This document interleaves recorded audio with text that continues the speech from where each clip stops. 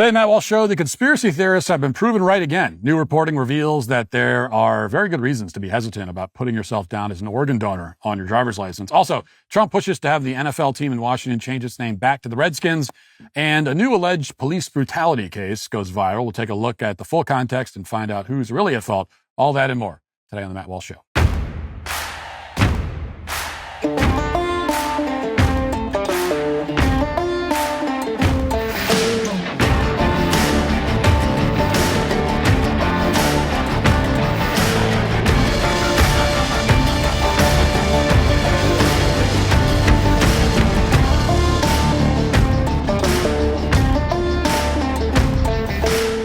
How many times have you told someone, if it ain't broke, don't fix it? Now, that's great advice most of the time, but not so much for a cell phone.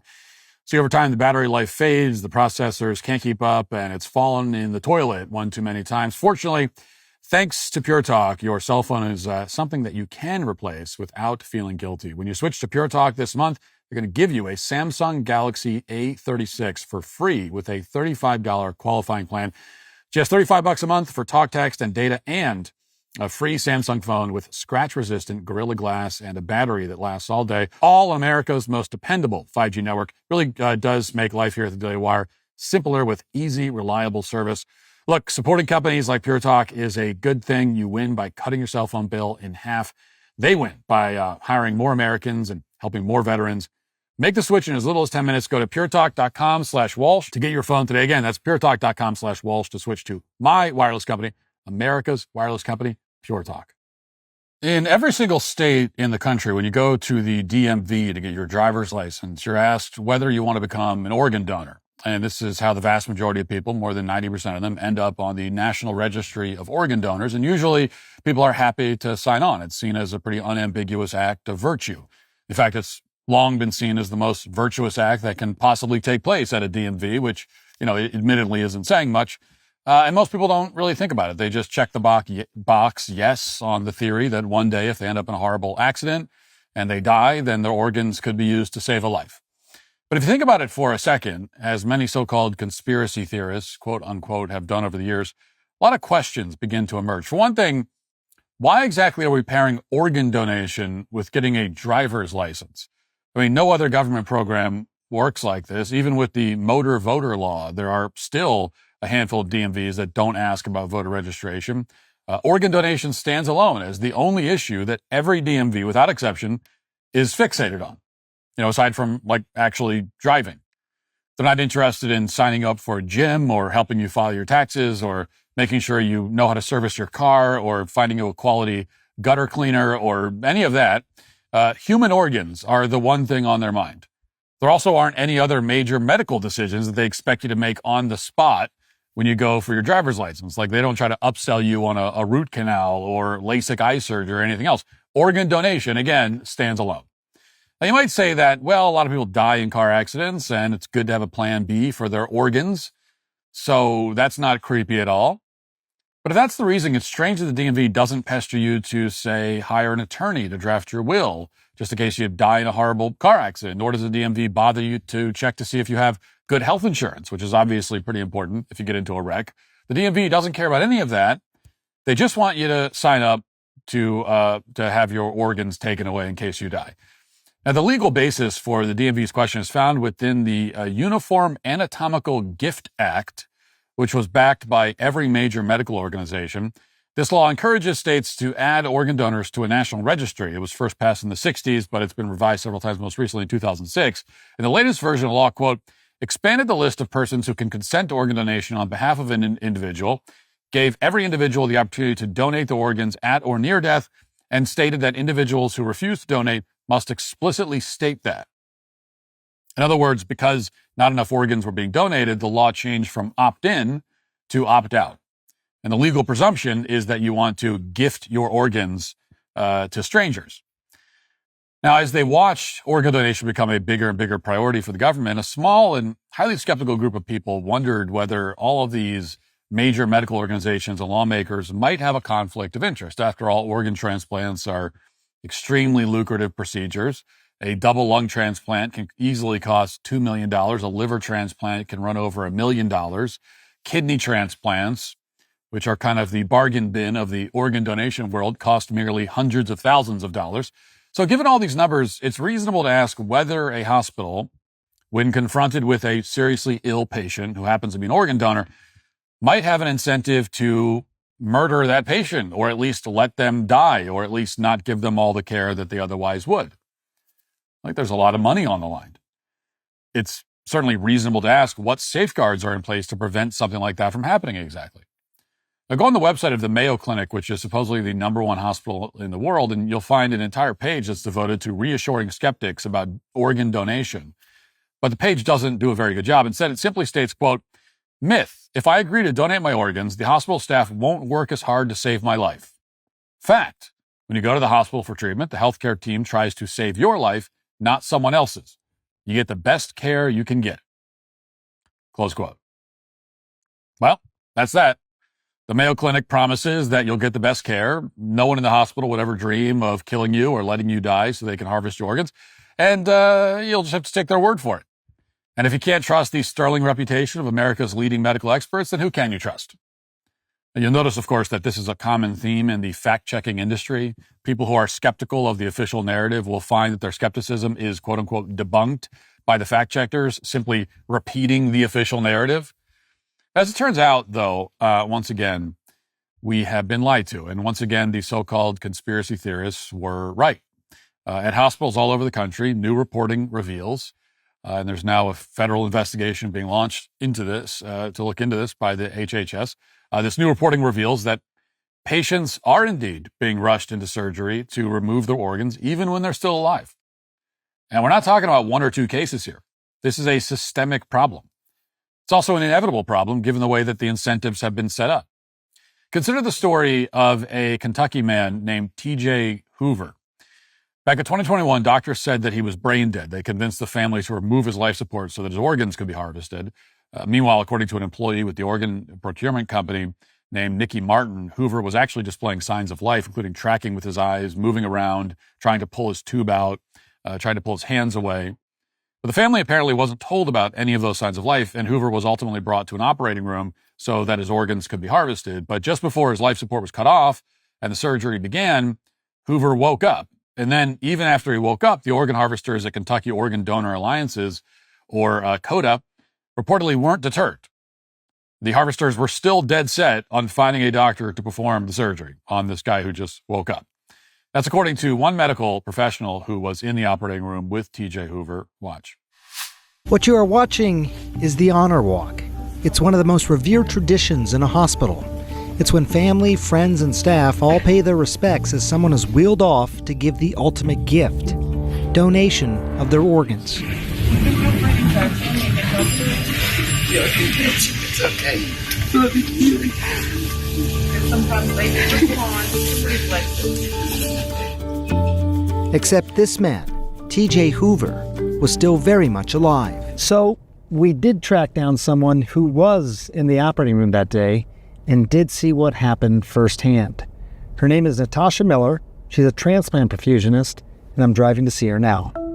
From what I understand, he was mouthing the word no and pushing hands away and things like that. Yes, he was very aware. The pronouncing physician comes in, and when she comes in, she walks back out and she says, "I'm not doing this.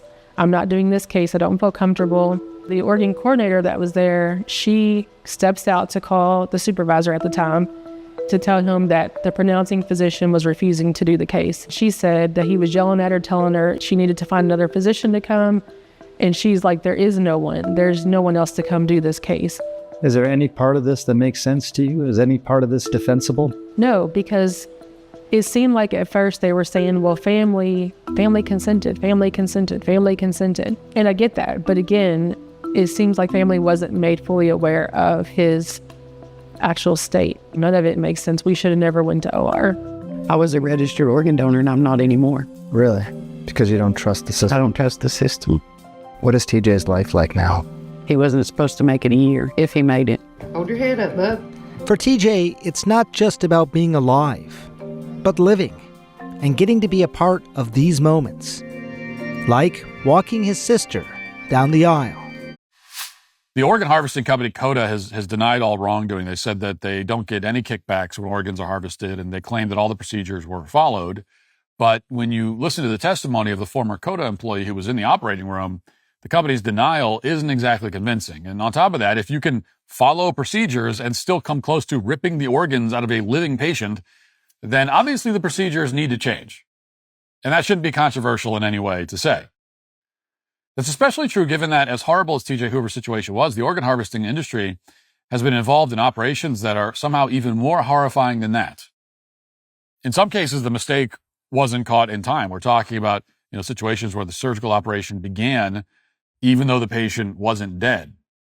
Last May, for example, a 42-year-old woman named Misty Hawkins, who had a lifelong cognitive disability and lived with her mother in Alabama, choked on a peanut butter and jelly sandwich and ended up in a coma. By the time doctors removed the obstruction, she had suffered severe oxygen deprivation and had to be hooked up to a ventilator.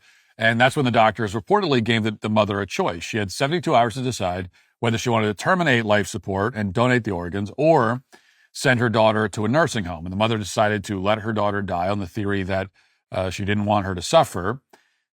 And here's what happens next. This is from the New York Times report that just came out. Quote, "In the operating room, a hospital doctor took Ms. Hawkins off the ventilator and gave her drugs for comfort. The doctor declared her dead 103 minutes later, near the outer limit of organ viability. The surgeons entered the room. They began operating after a 5-minute waiting period. All circulatory death donations require a waiting period to ensure the heart does not restart. Almost immediately, they saw Ms. Hawkins' heart moving. Records from the procurement organization also noted subsequent gasping respirations, a type of breathing. The surgeon stopped and left the room. Another doctor sewed up Ms. Hawkins. It's unclear if she was given any anesthetic. 12 minutes later, she was again declared dead." Now, nobody informed Hawkins' family about any of this, according to the Times. They just told the family that her organs turned out to be unusable. It took more than a year for the family to learn what had actually happened, and they made the discovery by talking to the New York Times. Something similar happened to Hoover's family in Kentucky. For all the respect that these hospitals supposedly have for organ donors, they became extremely quiet and secretive when things go bad. In Hawkins' case, doctors interviewed by the Times assessed that it was, quote, "all but impossible that her heart restarted after the waiting period." So in other words, the doctors were probably wrong when they declared that she was dead. It looks a lot like she was alive. And despite that inconvenient detail, the doctor started carving her up, presumably without providing anesthetic, because supposedly this person was dead. And this isn't something you think a hospital could possibly mess up, but apparently that's what happened. And again, it's not particularly uncommon. There are plenty of cases just like this one. Quoting again from the Times, quote, "In 2022, when she was 38 and homeless, Miss Gallegos was hospitalized and went into a coma. Doctors at Presbyterian Hospital in Albuquerque told her family that she would never recover. On the day of the planned donation, Miss Gallegos was taken to a pre-surgery room where her two sisters held her hand. A doctor arrived to withdraw life support. Then a sister announced that she had seen Miss Gallegos move. The doctor asked her to blink her eyes, and she complied. The room erupted in gasps. Still, hospital workers said the procurement organization wanted to move forward. A coordinator said it was just reflexes and suggested morphine to reduce movements. The hospital refused. Instead, workers brought her back to her room, and she made a full recovery." Yes, just seconds before they were about to kill this woman and harvest her organs, the family noticed that she was still alive. And then, even after the family pointed this out, the organ harvesting organization still wanted to cut her organs out. And now she's fine. And yet, through all of this, no one has been arrested or fed to the alligators.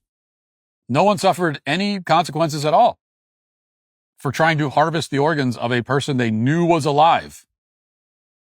Stories like this led the Trump administration to investigate the Organ Procurement and Transplantation Network, which administers the organ transplant program that Congress established. The administration looked into a relatively small number of incidents, a total of 351 cases where organ donation was authorized, but ultimately not completed.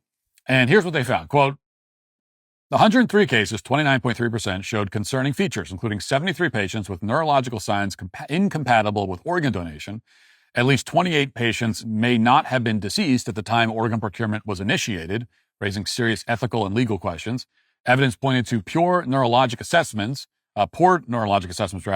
lack of coordination with medical teams, questionable consent practices, and misclassification of causes of death, particularly in overdose cases, vulnerabilities were highest in small and rural hospitals, indicating systemic gaps in oversight. Okay, so to repeat, according to this data, 73 patients had neurological signs incompatible with organ donation, and at least 28 patients may not have been deceased at the time organ procurement was initiated. And this is just based on an investigation of 351 cases where organ procurement was authorized but not completed. We're not looking at the cases where it was completed. In nearly 10% of those cases, and potentially as many as 20% of them, the patient wasn't actually dead. Keep in mind, these are the most conservative estimates we have. The real figures are almost certainly even worse. And nothing on the Mayo Clinic's webpage on organ donation talks about any of this, nor will the DMV inform you of these statistics when you go to renew your license. Instead, as is so often the case, the conspiracy theorists on social media will give you more accurate information than official expert sources will. Once again, the conspiracy theorists were onto something.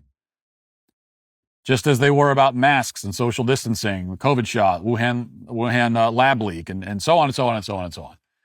This is yet another blow to the credibility of the expert medical establishment, which, unlike many of the patients whose organs they want to harvest, has been dead and gone for a very long time.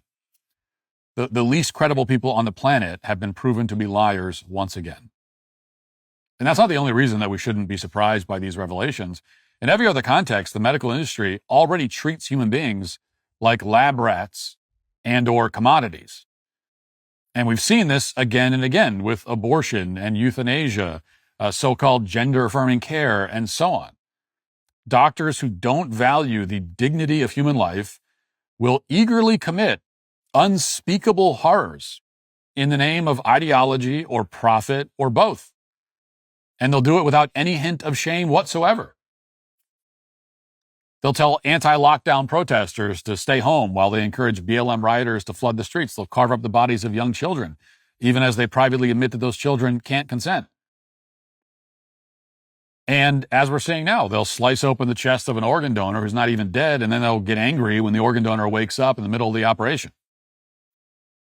Thanks to a law that's been adopted by every state, your local DMV, the lady at your local DMV wants you to ignore all of this. She wants you to believe that really all these incidents aren't a big deal. And even if they seem like outtakes from a Saw movie, we just don't worry about it. Just sign on the dotted line and like any good and decent person would and become an organ donor. After all, how could it possibly be a bad idea to be an organ donor? That'd be like saying it's a bad idea to save a helpless puppy, the kind they show on TV as that Sarah McLachlan song plays, or at least they used to. And for most of this country's history, the DMV lady would have a point, but the DMV lady doesn't have a point anymore. Give immoral people a position of power, and they'll corrupt everything they can. Put the medical industry in the position of taking lives intentionally, as they do with abortion, euthanasia. You've created all kinds of conflicts of interest already.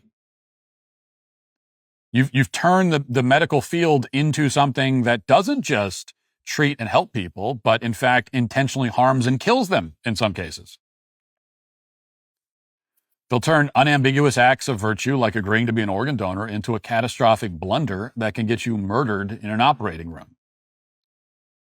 That's what the people running some of the most powerful hospitals and medical organizations in the country have done. As a result of their corruption, here's the stark choice that we're left with the next time we go to the DMV to get our license renewed. We can either make it harder for people to receive organs they need, or we can sign a license to have doctors butcher us in the operating room while we're still alive. Yeah, those are the choices, and there's no good option. That will remain true until the people responsible for all these cases I mentioned, and many cases I didn't mention, are criminally investigated and, if appropriate, charged for what they've done. There needs to be a full accounting here. Absolute transparency is necessary, along with actual consequences. And until that time comes, no one, especially not the DMV lady, should be doing the bidding of these surgeons and organ harvesters. The DMV should stick to handing out licenses and doing eye tests, and the medical profession, for the first time in a generation, should focus exclusively on helping and treating people, instead of wantonly destroying even more human life for profit. Now let's get to our 5 headlines.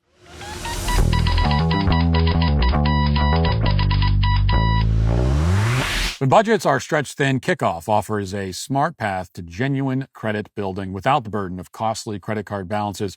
No credit check required, no interest charges, only $5 monthly. It can actually boost your score quickly.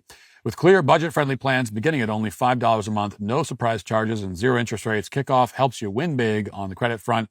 Straightforward. You make timely payments, credit agencies notice positive habits, and your credit can improve very quickly. Users with credit under 600 grew an average of 84 points in their first year with on-time payments. Plus, with over 1 million users and hundreds of thousands of positive reviews, there's a reason why Kickoff is the #1 credit builder on the App Store. We have a few different DailyWire producers that use Kickoff, and they can attest to the simplicity and ease of the app and how straightforward it is for getting you on the right path to increase your score. Sign up in minutes from your phone. No credit check, cancel anytime. Start building credit with Kickoff today, and you can get your first month for as little as $1.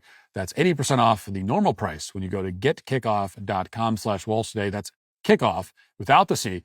Getkickoff.com/Walsh. Must sign up via getkickoff.com/Walsh to activate offer. Offer applies to new Kickoff customers. First month only, subject to approval. Offer subject to change. Average first year credit score impact of plus 84 points. Vantage score 3.0 between January 2023 and January 2024 for Kickoff credit account users who started with a score below 600, who paid on time, and who had no delinquencies or collections added to their credit profile during the period. Late payments may negatively impact your credit score. Individual results may vary. All right, I've been meaning to mention this. And, I've got a few things to say about it. President Trump over the weekend launched a pressure campaign to force the Washington Commanders football team to change their name back to the Redskins. Fox News has the latest. President Donald Trump threw a curveball into the NFL world over the weekend when that's a mixed metaphor. That's no good. Threw a curveball into the NFL world. You can't, that's baseball. That's just, you got to rework the opening sentence there.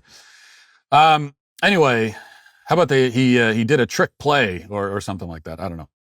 Quarterback sneak. Anyway, over the weekend when he threatened to put the Washington Commanders RFK Stadium site in jeopardy if they didn't change its name back to the Redskins. And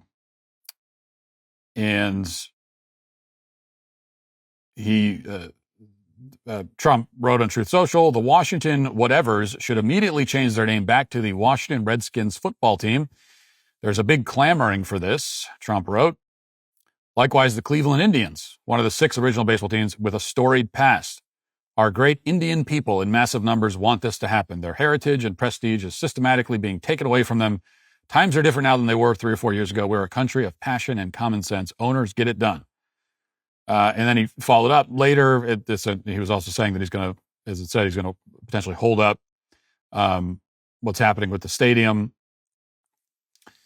The new stadium if they don't get this done. And he says, my statement on the Washington Redskins is totally blown up, but only in a very positive way. I may put a restriction on them if they don't change the name back to the original Washington Redskins and get rid of the ridiculous moniker Washington Commanders. I won't make a deal for them to build a stadium in Washington. The team should be much more valuable and the deal would be more exciting for everyone. Okay, so and this was like on Sunday, getting into the week, they're talking about this. Now, I don't think this is going to happen. They're not going to change it back to Redskins. Like it's not going to happen. It just won't. And I will say, I have to say to start with that, look, this whole thing does strike me as a pretty unsubtle attempt to change the subject.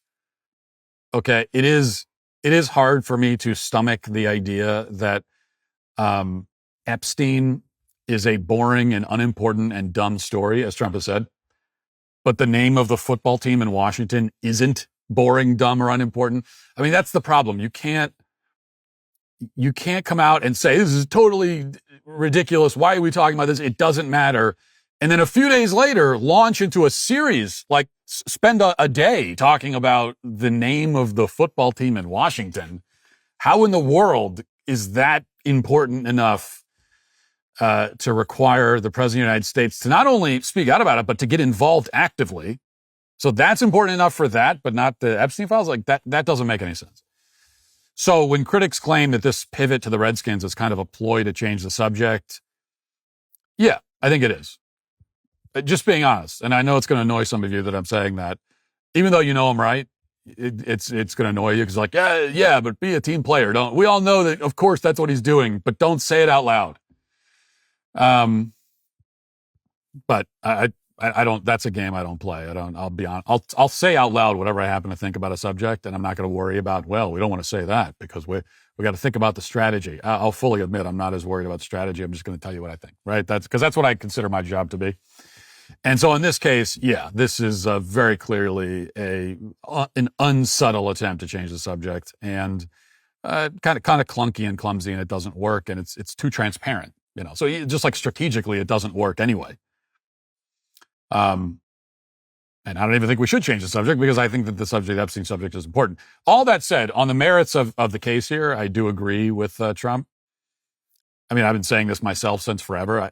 I don't think it's the kind of issue we need the president to be focused on right now, but because it doesn't rise to that level. But I agree in principle that, yeah, the name should not have been changed. Trump also wants to bring back the Cleveland Indians name, and that's another one that should not have been changed. I agree. Mainly, though, I wanted to talk about this angle for a minute. Because you hear this kind of argument all the time from the left, and somebody posted this. It has like 60,000 likes, 10 million views.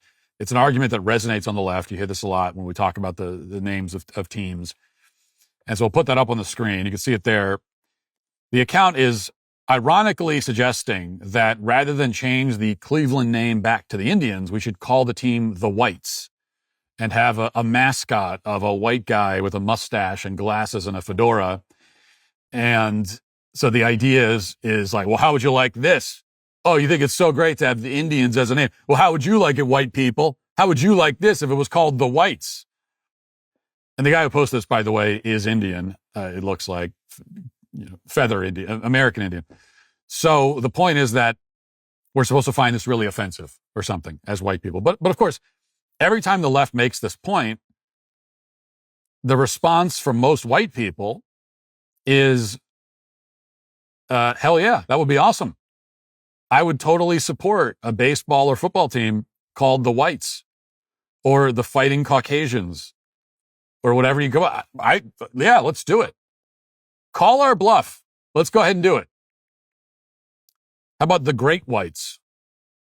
That's a good one. The team is called the Great Whites, and the mascot is a Caucasian shark. So it's kind of a combination. It could go either way. It's a shark. It's a shark with a fedora and a good credit score. That's how you know he's a white shark. He's a shark holding up a paper with an 850 credit score. Anyway, I'd have no problem with that.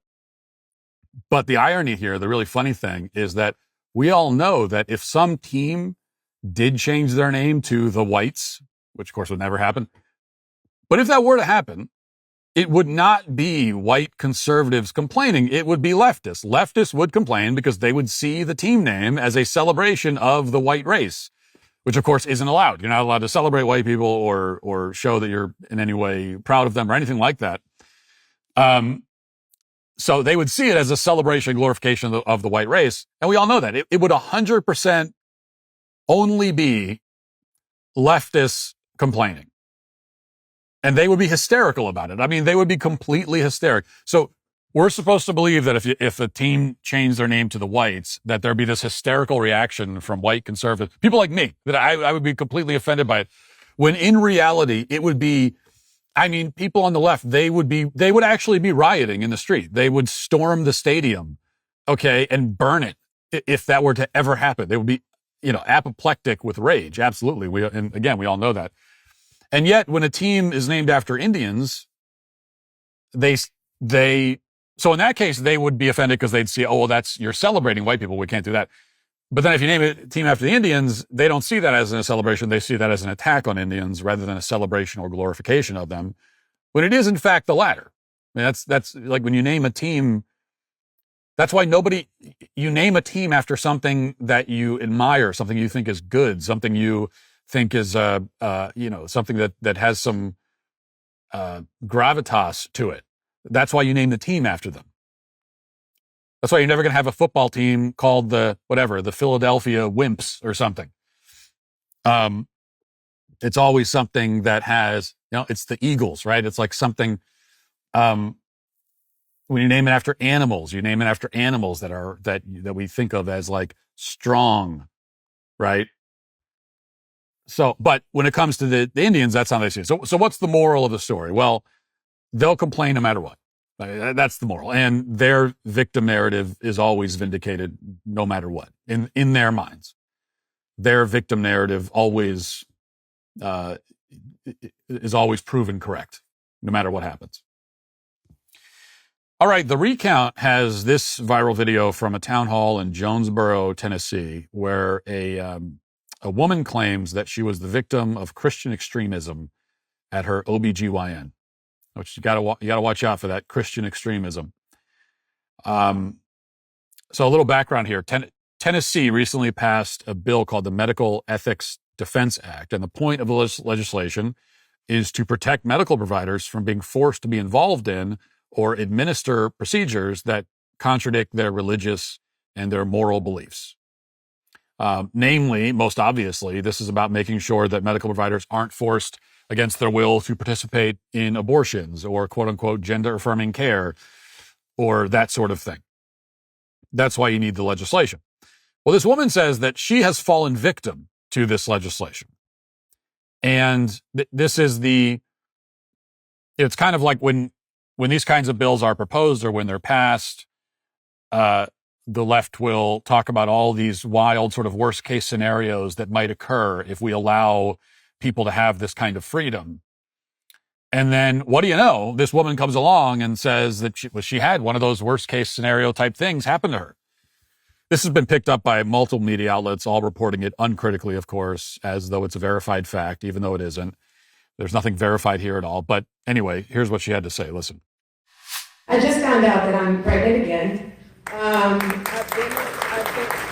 I've been with my partner for about 15 years, though we're not married. I just had my first visit, and that provider told me that thanks to that act, they were not comfortable treating me because I am an unwed mother, and that goes against their Christian values.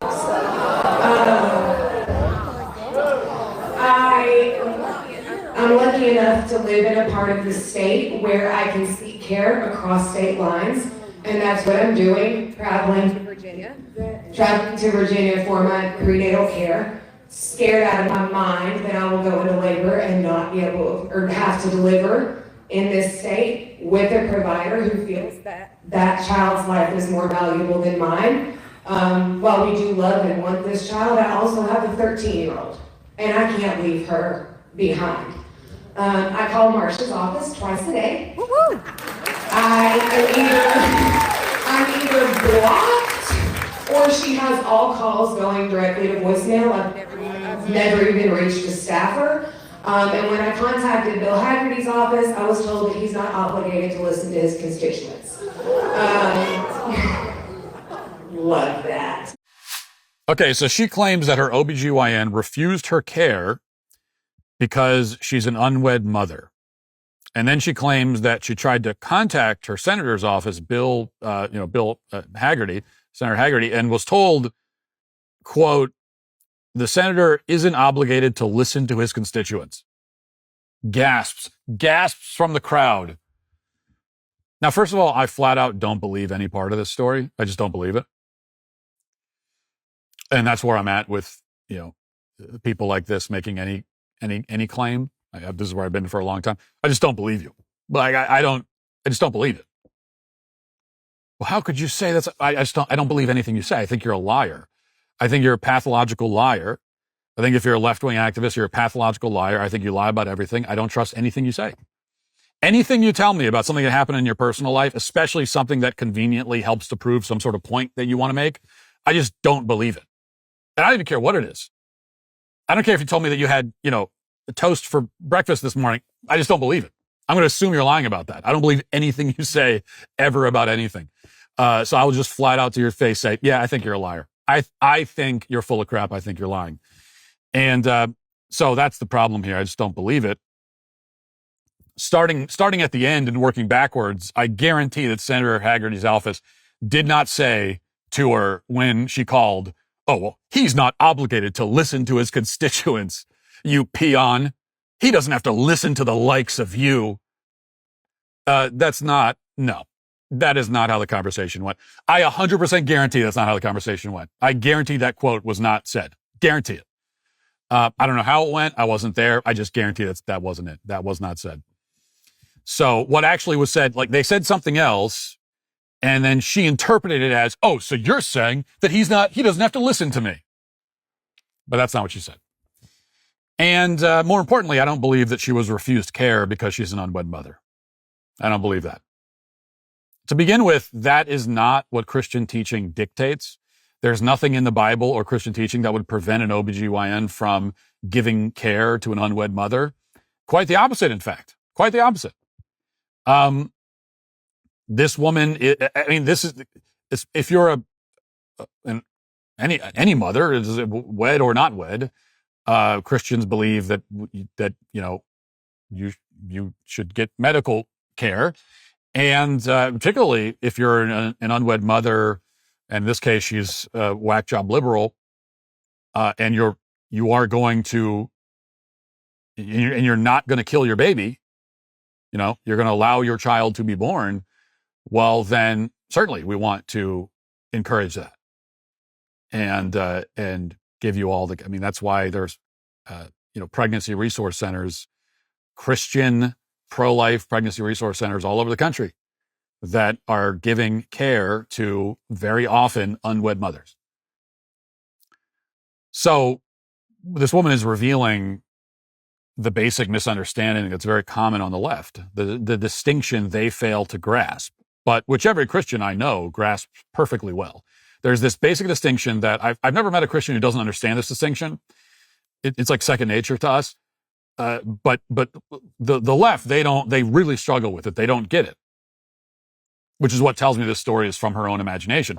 And the distinction is between the person and the act, the sin and the sinner, right? As Christians, we cannot participate in an immoral act, but that doesn't mean that we can't help or serve those who commit immoral acts. Going back to the gay wedding cake example, there's nothing preventing and this is a point made a million times about that particular case or cases like it. It's always left-wing activists who don't understand or pretending they don't understand this distinction. There's nothing preventing a Christian baker from selling cupcakes or muffins or even a cake or any kind of baked good or anything else to a gay couple. Right? If you're a Christian baker and a gay couple comes in and says, "We'd like 2 cupcakes, please," there's nothing at all that would prevent you morally or theologically from selling them the cupcake. All right, that's fine. But if you want me to bake a cake specifically for an event celebrating a gay wedding, a gay quote unquote wedding, well, now you're asking me to participate in the event. And I can't do that. I can sell you baked goods, but I can't participate in this event. So that's the distinction. An OBGYN who delivers care to an unwed mother is not participating in or in any way condoning the fact that she is unwed. I've never met, again, a Christian who doesn't understand this distinction. It's ingrained in us. I think it should be ingrained in any person, any rational person should be, but in particular with Christians, this is ingrained in us from the youngest ages. But this is a distinction that mystifies the left. They just don't get it. And I think it's just to some extent there's this intentional obtuseness. They're pretending they don't understand it, but I think a lot of them really don't understand it. There really is this conceptual. They don't get it. Going back to the gay, they can't understand that. Oh, I can, as the baker, I can sell you a cupcake, but I can't custom make you a gay wedding cake. They can't wrap their heads around that. They don't understand the difference between those two things. So this is a story that kind of hinges on this misunderstanding, which tells me that it comes from the left, not from a Christian. All that said, when somebody brings up their personal life in public, they invite the rest of us to make judgments about it. If you bring up your personal life in public, you talk about your personal life, then I am free to form an opinion about that fact, because like any fact that you bring to my attention, I can form an opinion about. That's my right as an American. It's also unavoidable. It's natural. I'm a human being. I have a mind. I can't help but form opinions. I can't help but having a perspective on anything I'm aware of, right? As a conscious human being. So if you don't want other people to have opinions about your personal life, then don't tell them about it. The moment you tell them any detail about your personal life, they're going to have an opinion about it. And if you're presenting that opinion, this fact about yourself publicly, then not only does everyone else have an opinion about it now because you told them, but it's perfectly reasonable for them, and they certainly have every right to say that opinion publicly about your personal life. And so I will speak about this woman. I don't know her name, but whoever she is, I'm going to speak about your personal life. It is ridiculous that you have been with someone for 15 years and have 2 kids and are not married. That is ridiculous. That's shameful. You should be ashamed of yourself. It's wrong. It is a shameful fact about you that you have chosen to share with the world. And you've chosen to share it because you're trying to make some kind of political point. And so I'm going to share back with you the fact that that is shameful and ridiculous, and you should be embarrassed. You should be embarrassed of that. That is unfair to your children, among other things. By not getting married, all you're doing is telling your kids that you make no promises, that you give no assurances that their family will stay intact. You are injecting anxiety and uncertainty into their lives at such a fundamental level that you are harming them. You are doing grave, deep harm to your children this way. So, if the OBGYN told you that, then they were right. Although I think the rest of the story is completely made up. All right. Let's move now to the comment section. If you're a man, it's required that you grow a beard. Hey, we're the sweet baby gang. Nearly half of American adults say they would suffer financial hardship within 6 months if they lost their primary income earner. As a father and husband, I know how important it is to protect my family's financial future if the worst were to happen. That's where Policy Genius comes in. Policy Genius takes the complexity out of life insurance, making it easy to find and purchase coverage that ensures your loved ones have the security they need if something happens to you, whether it's covering everyday expenses, paying off debts, or providing funds they can invest in for long-term growth. The right policy gives you peace of mind. With Policy Genius, you can quickly compare quotes from leading insurers to find coverage that works for both your family's needs and your budget. With Policy Genius, you can find life insurance policies starting at just $276 a year for $1 million in coverage. It's an easy way to protect the people you love and feel good about the future. As the country's leading online insurance marketplace, Policy Genius simplifies the life insurance process by letting you compare quotes from America's top insurers with just a few clicks to find the lowest price. Their team of licensed agents walks you through everything step by step, answering questions, handling paperwork, and advocating for you throughout the process so you can make informed decisions about the future. Secure your family's future with Policy Genius. Head to policygenius.com/Walsh to compare free life insurance quotes from top companies and see how much you could save. That's policygenius.com/Walsh. Import Somalians and they will create Somalia. It's amazing how many people don't understand this reality. Well, yeah, and one of the reasons why people don't understand it is that they've been brought up on the lie that all these dysfunctional third world countries are only dysfunctional third world countries because they've been victimized by white Western countries. And the reality is that one way or another, the people of a country will create their country. Every country is a product of its people. So why is Somalia the way it is? Because of Somalis. And if you really love Somalia and thinks it's a great country, then you shouldn't take that as an insult. You should be proud of that. But of course, everyone wants to have it both ways. These Somali immigrants who come here, they want to have it both ways. And so they want to say that I'm so proud of my homeland. It's such a great place. But then if they hear me say this or anyone else say, well, Somali's the way it is because of Somalis, they'll say, oh, it's not our fault. It's all white Western colonizers. Wait, but I thought you said you're proud of it. Aren't you proud of it? It doesn't sound like you're proud of it. Right? Trying to deflect the blame for why it ended up the way it did tells me that you are fundamentally not proud of this country. And that's just the way it goes. Countries, people create countries, and countries are a reflection of their people. And that's, the only thing that can really upend that formula is if you start importing people en masse from other countries into a country, which is what we've done here. But even then, I would say it's that we as people, as Americans, it's up to us to speak out against this, put a stop to this, to elect people who are going to stop it. Like we have to fight back against this. The fact that a Somalian migrant can even legally run for mayor of Minneapolis shows how far from our founding we have come. Yeah, I think technically the guy was born in D.C. or something, but I agree with your overall point.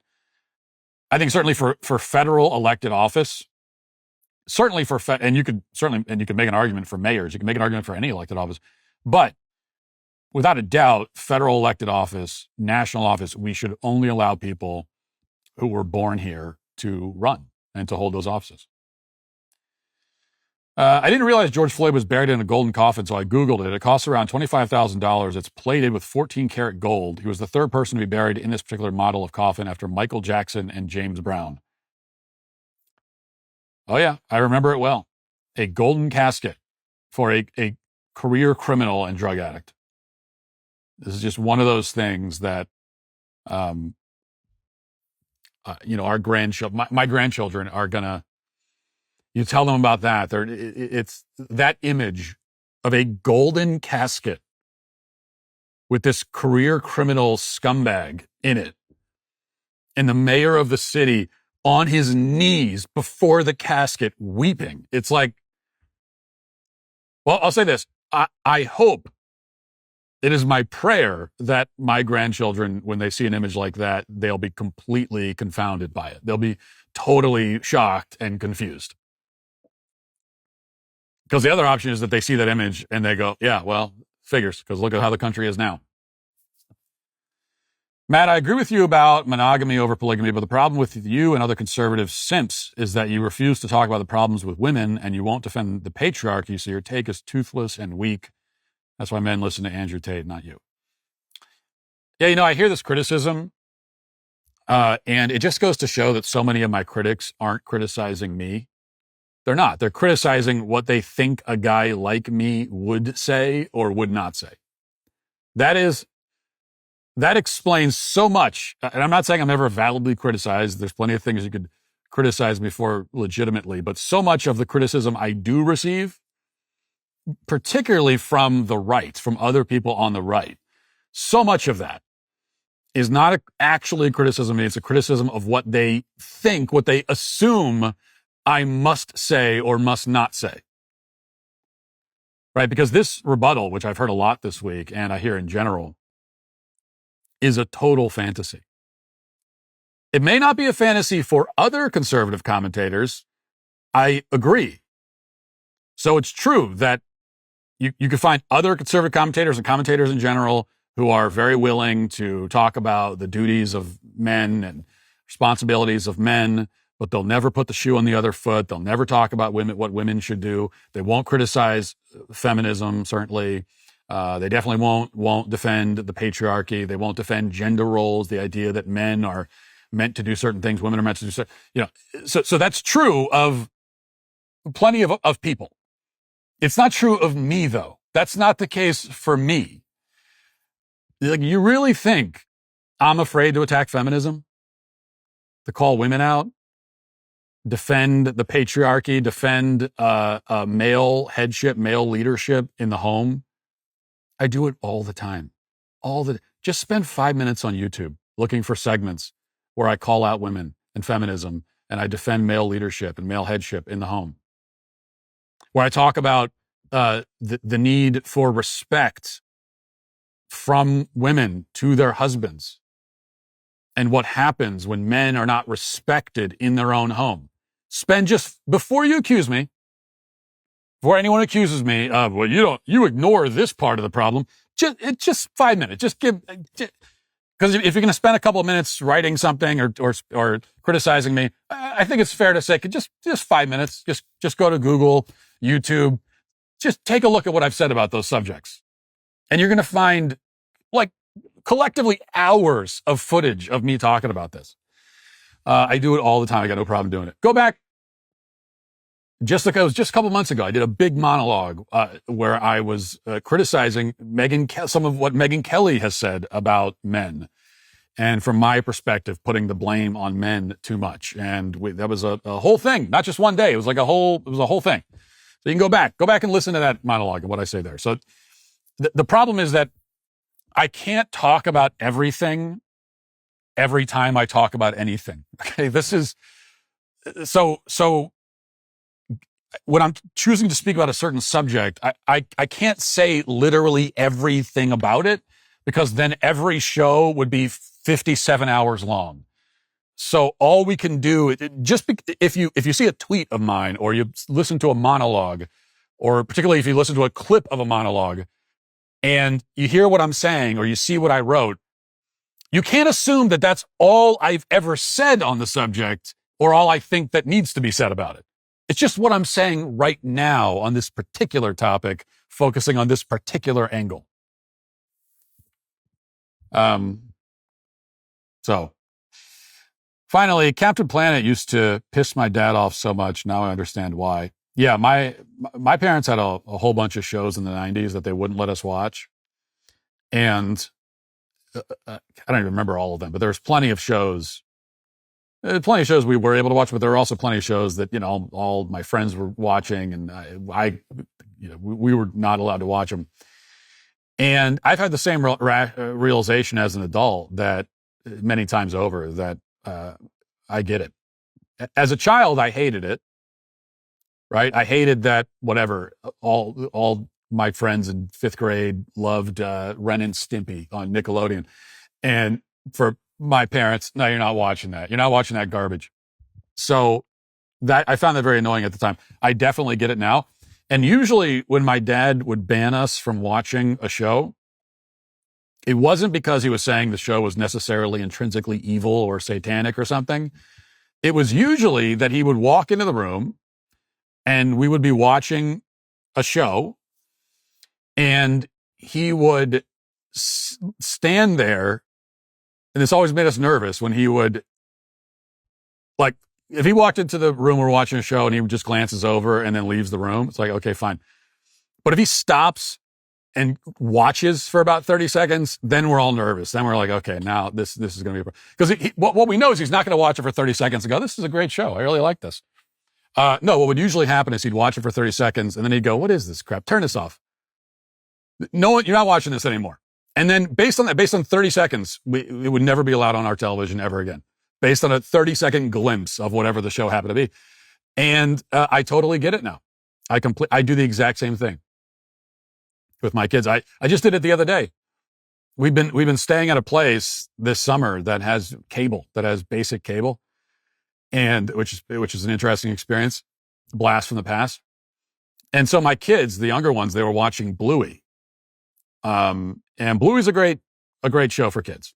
I certainly approve of Bluey. I think it's a good quality show for children.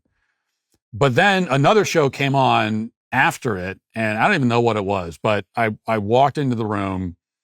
I still don't know what it was. I watched it for a few seconds, and I did the same thing. I was like, what is this? Turn this off. Oh, why? But Dad, we like this. Don't you want to watch more of the show? No, I don't. Just, you're not watching that again. We're done with that. Why? Because the glimpse was enough for me to know that this is a really dumb and obnoxious and just kind of ugly show. Ugly, it's like the animation is ugly. It's dumb. It's obnoxious. And I in this case, I didn't even notice anything particularly morally objectionable. I don't want my kids watching dumb, obnoxious things. I don't need you as a child sitting there, right, with hypnotized, silently staring at this screen while there's dumb, obnoxious things being injected right into your brain. You don't need that. I don't need that for you. You don't need that. Turn it off. Go play outside. So, yeah, I totally get all that now. And I would assume every parent does this. But then I hear from, whenever I say this, I hear from parents that say, well, how could you do that? Could you stop your child from watching something they want to watch? It's like, I don't know. It's probably about 95% of the shows on TV or on streaming, even the kids shows, I'm not going to let my kids watch. And again, most of it is not because it's woke or whatever, although there's plenty of the woke stuff. They can't watch that. Most of it is just, this is dumb and obnoxious. And that's all. And you don't need to spend your time watching something dumb and obnoxious. Read a book, go play outside. This episode is brought to you by Pocket Hose, the world's #1 expandable hose. If you've ever struggled with traditional garden hoses that constantly kink and crease right at the spigot connection, you'll appreciate really the innovative design of the Pocket Hose Copperhead with pocket pivot. The clever swivel mechanism rotates a full 360 degrees, ensuring uninterrupted water flow and giving you complete freedom to move around your entire property without fighting against stubborn hose tangles. Whether you're watering flower beds on one side of your house or reaching planters around back, the smooth pivot makes watering effortless and enjoyable. When your gardening tasks are complete, this remarkable hose offers another surprise. It automatically shrinks back down to a compact pocket-sized coil. It's incredibly easy to handle and store away very neatly. That makes my yard work 10 times easier since I don't have to lug around a tangled mess. Built with rust-proof materials and anti-burst technology, the super lightweight yet ultra-durable Pocket Hose Copperhead is engineered to withstand years of regular use, which is why the manufacturer confidently backs it with a comprehensive 10-year warranty for your complete peace of mind. The brand new Pocket Hose Copperhead with pocket pivot is a total game changer for you and for your yard. For limited time, my listeners can get a free pocket pivot and their 10 pattern sprayer with the purchase of any size Copperhead hose. Just text Walsh to 64,000. That's Walsh to 64,000 for your 2 free gifts with purchase. Walsh to 64,000. Message and data rates may apply. See terms for details. We're celebrating a decade of the Daily Wire, and that is 10 years of saying the quiet part out loud and building something that actually matters, something the left can't cancel or burn down. We're not slowing down. We're scaling up. With new talent like Isabel Brown and her new show premiering this fall. New docs like Journey to the UFC, the Joe Pyfer story premiering Friday on DailyWire Plus. And here's the thing, members get all of it first. The drops, the trailers, the truth, uncensored. Plus, you get to connect with a community that doesn't think biology is optional. Celebrate 10 years with us. Join now at dailywireplus.com. Now let's get to our daily cancellation.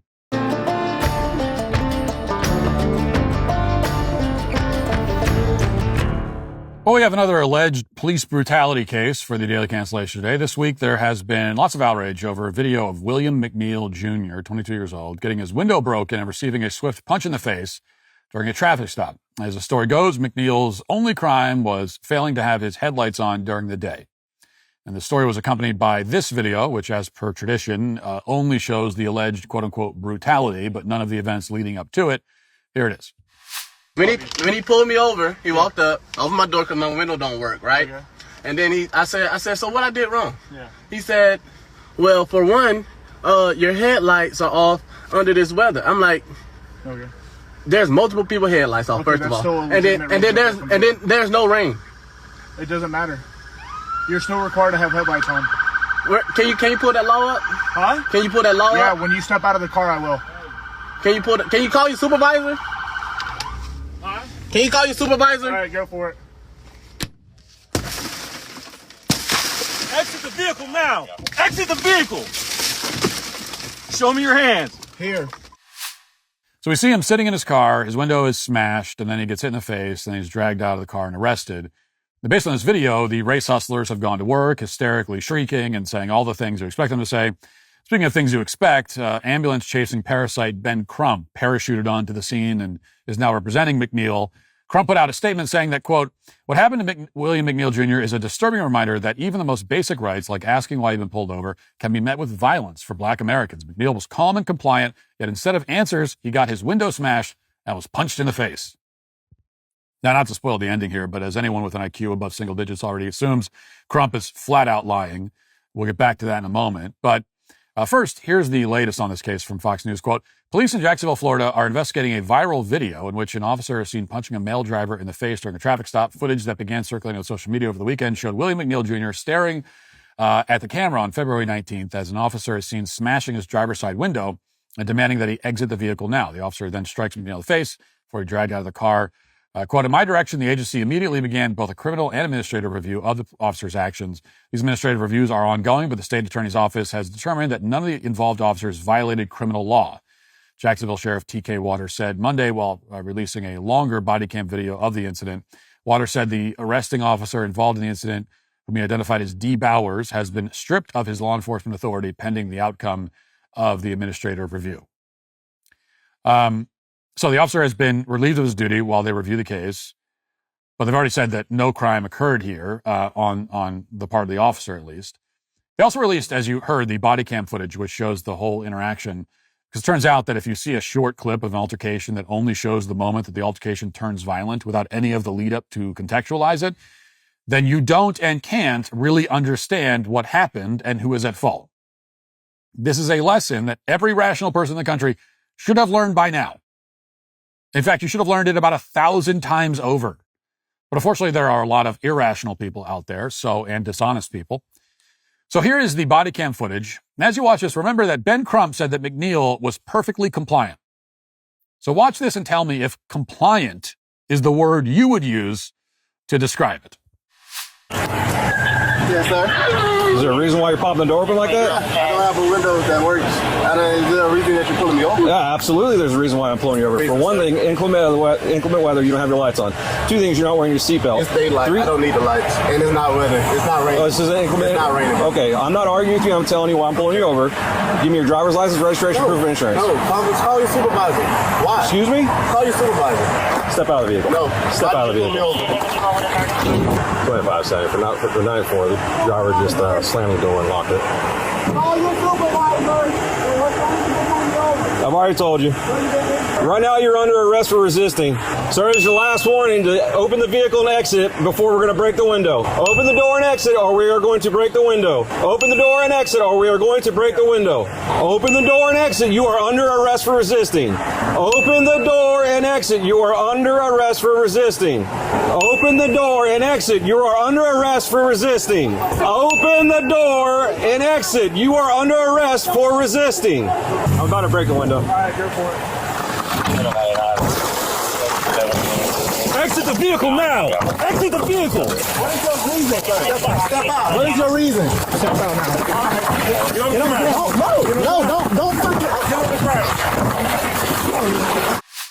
Right, compliant. Sure. Just to review, McNeil was pulled over because he didn't have his seatbelt on and he didn't have his headlights on. It's daylight, but the officer says that it's inclement weather. You can see in the background that it's overcast. McNeil refuses to provide his license and registration. He argues with the police officer, refuses to get out of the car, then he shuts and locks the car door. Compliant, we're told. Saying no and locking your door is compliance.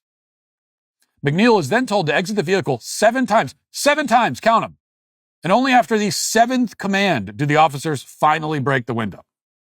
They then pull him out of the vehicle and they arrest him. And after searching his car, by the way, they find marijuana, which is another detail that the outrage mob and race hustlers fail to mention. Now, I know that, you're expecting me to side with the police in this case and to display no sympathy at all for poor William McNeil Jr. And if that's what you're expecting, well, I'm here to tell you that you are exactly right. I will have no surprises for you today. I have zero sympathy for this guy. I'm on the cop's side entirely. The entire thing was McNeil's fault every step of the way, including the punch in the face, which he richly deserved. Yes, he did. The punch it's the only thing that you could even begin to argue might have been excessive. And even if it was, it's no big, okay, it's a punch in the face. He's fine. He didn't go to the hospital. He's fine. I would still give the cop, even if I thought the punch was totally out of line, definitely wrong, I would still say, all right, fine. So give the cop a slap on the wrist, put him on a desk for a day and then send him back out. It's fine. And if McNeil's crying about it, I would still say, get over it. Okay. Just get over it. But despite what you may have heard from all the legal experts on social media, police are allowed to legally use that kind of force when they're trying to gain compliance from somebody who's resisting. Actually, yeah, they are allowed to punch you in the face. I mean, you could complain about it. It shouldn't be that way, but they can. They're allowed to do that. But they don't have free reign to do it whenever they want. They can't just walk up to you on the street and punch you in the face for no reason. But in the process of trying to gain compliance, they are allowed to do that. And here's the thing you notice in the clip. It worked. Okay? McNeil refused to cooperate through the entire interaction, and then he got punched in the face. And it's comical, actually. Is the moment he got punched in the face, he immediately started obeying. He's sitting there. He's a tough guy, right? He's not listening. 7 commands, doesn't listen. They break the window, still doesn't listen. Then he gets punched in the face and they say, put the hands up. And he goes right away, puts the hand up. Why is that? Because there are some people who just won't listen until they get smacked. It's human nature, and in fact, there's a quote from the sheriff that we didn't play, but where he says that, look, sometimes it's an ugly thing. Like sometimes dealing with non-compliant people, it's like it can be ugly to see, and it might upset you a little bit, might make your tummy hurt. He didn't say this part of it, but to see someone get punched in the face, but that's just, sometimes it gets a little bit ugly. Like that's the reality. That's human nature. Cops deal with these kinds of people every day, and William McNeil is one of them. But the punch was the result of a series of events that led up to it. And let's go back and talk about those events. McNeil was pulled over lawfully for failing to have his headlights on during inclement weather. And you could see that it's overcast, likely rainy. And that means, according to the law, if it's in most states, probably all of them, I don't know, in Florida anyway, if it's overcast and it's kind of raining off and on, you're supposed to have your headlights on. Now, have we all been guilty of driving without our headlights during the daylight when it's overcast? Sure. I've done it many times. Is it annoying to get pulled over for that reason? Yeah. Was the officer being sort of overly scrupulous and pedantic by trying to enforce this law? Sure, fine. And most of us have been there. I got pulled over for going 9 miles over the speed limit a little while ago. People go 9 miles over the speed limit all the time and don't get pulled over. I go 9 miles over the limit all the time and don't get over. I go much more than 9 miles over the limit, I'm ashamed to admit, and usually don't get pulled over. But this time I did. That's just the way it goes. Just the way it goes. Sometimes they get, I assume, I'm willing to bet probably that that William McNeil is probably like, he's driven many times in overcast, doesn't put his headlights on, and doesn't get pulled over. Probably the first time it ever happened, which also, by the way, cuts against the idea that, it's because I'm black.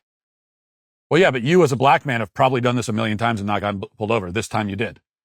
But you were black all those other times too, and you didn't get pulled over then. So there must be some other explanation as to why this time you did. And look, when you get pulled over for the ticky-tack reason, which has happened to all of us, it's not an experience exclusive to black people. When that happens, it's annoying. You have two choices. One option, which is the one that I chose, and I choose every time. I've got pulled over for seatbelts before. I've gotten pulled over for, various headlight and a brake light out. I mean, things like that. And so the first option, the one that I've always chosen in these situations when they happen, doesn't happen often, but when they do, is to be respectful and compliant and not argumentative. And what's likely to happen if you choose that path is that you get a warning and that's it. Like if William McNeil had just rolled down his window, or he claims he couldn't roll it down because it was broken. I don't believe that.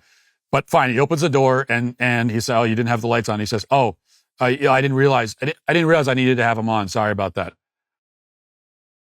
"Oh, you're not wearing your seatbelt." "Oh, actually, I just took it off because stupid me. I apologize." If he had said that, you know what would have happened? Probably nothing. Like the cop would have said, license registration, would have run the thing. Assuming he doesn't have a warrant and he's not on a suspended license, probably nothing would have happened. They probably wouldn't even found the weed in his car. Because if he was respectful and compliant, just went along with it and didn't act super suspicious, then they'd have no reason to search and they probably would have sent him on the way. The whole thing ends up being a slightly irritating 10-minute diversion. And then you're on your way with no further consequences. Worst case, you get a small fine or citation, and you could just pay it. Both of his cases, these were not moving violations, so you could just pay it to be like $50, and you'll be fine. Not even going to hit your insurance. Or if you really want to, you can go to court and plead your case. Court is the place for that. That's the great thing about living in a first world society. We actually have a specific place that exists specifically to hear your pleas. That place is not on the side of the road. It's in a court.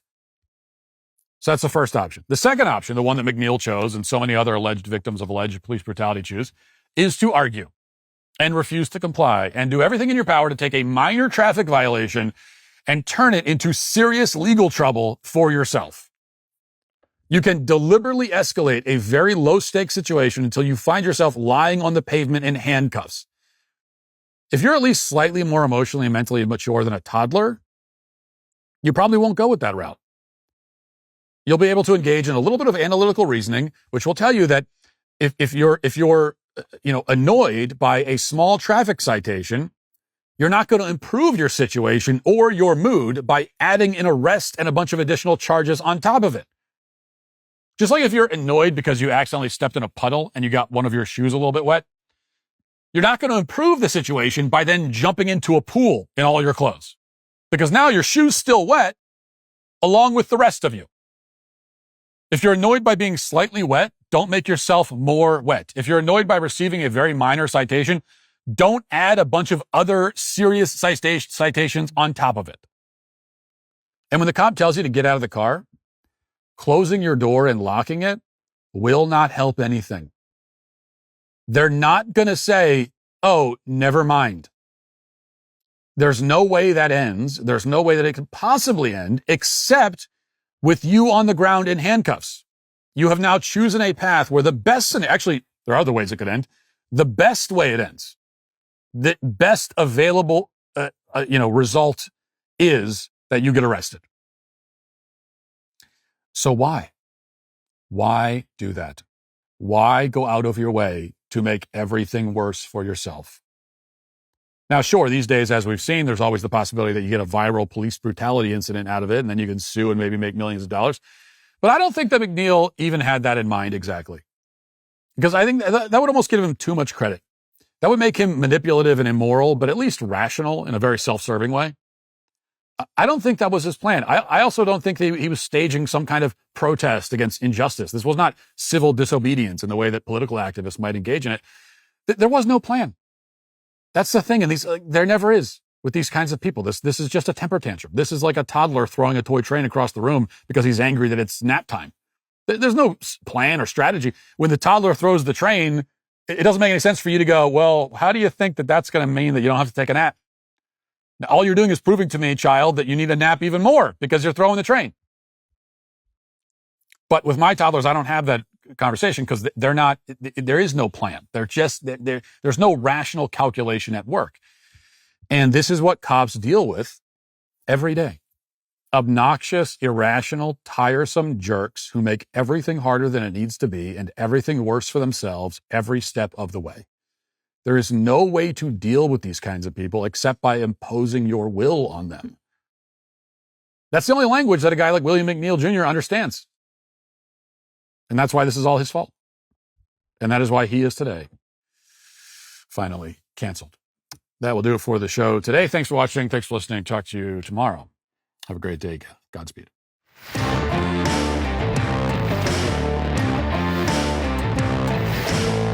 The Prince of Darkness has died. Hunter Biden is extolling the virtues of crack. And I'm at the White House working on a top secret project, which maybe I'll tell you something about. Check it out on The Michael Knowles Show.